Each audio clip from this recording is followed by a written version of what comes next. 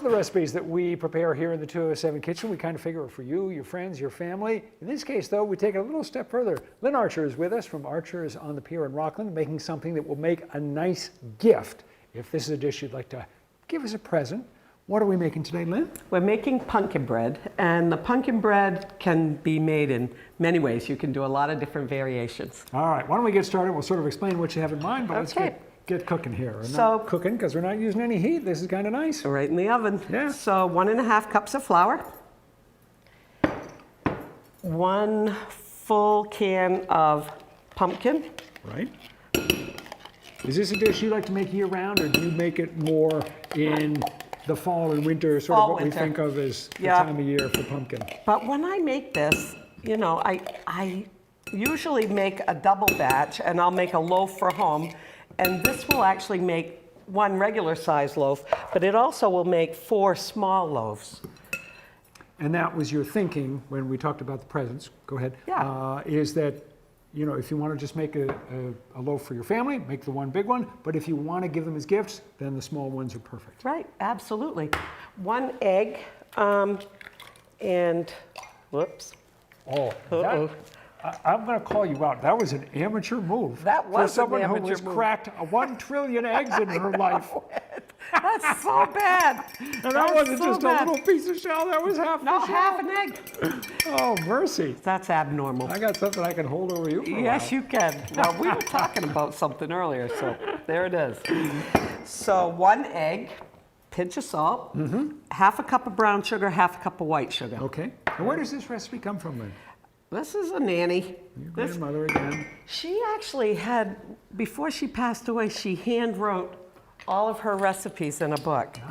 And I've got this old notebook, the old spiral notebook with her recipes. A teaspoon of baking powder, right, and 1/2 teaspoon of baking soda. Okay. And she called it pumpkin pie spice, but actually it's a teaspoon of nutmeg, cinnamon, and she always liked to put a little bit of cloves.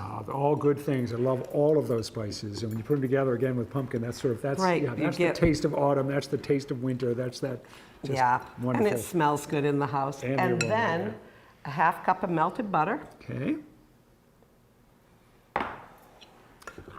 Bread can sometimes be kind of a time-consuming project. How long do you figure start to finish for preparing this? This long. Oh. And you bake it in the oven, 350 for, the small loaves go for about 40 minutes. Okay. The whole big loaf goes for about a full hour. Okay. So that's it. And you don't want to, like any biscuit or quick bread, don't overmix it. And what happens if you do? Oh, it becomes tough. It isn't as moist.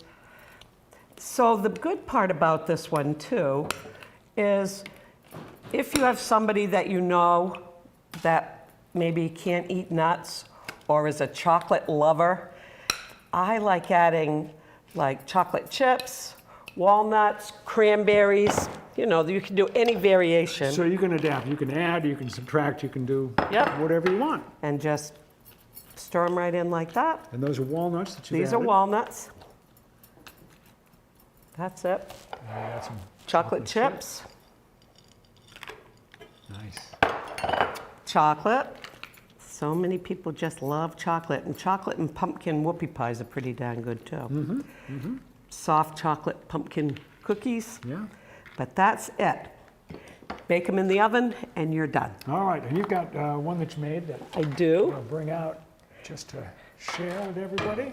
And that is them. Don't those look nice? And as Lynn said, it all comes together really quickly. The recipe's on our website. Go to the 207 section of newscentermaine.com. Don't put the eggshell in. Skip the eggshell. That's an excellent point. Leave the eggshell out.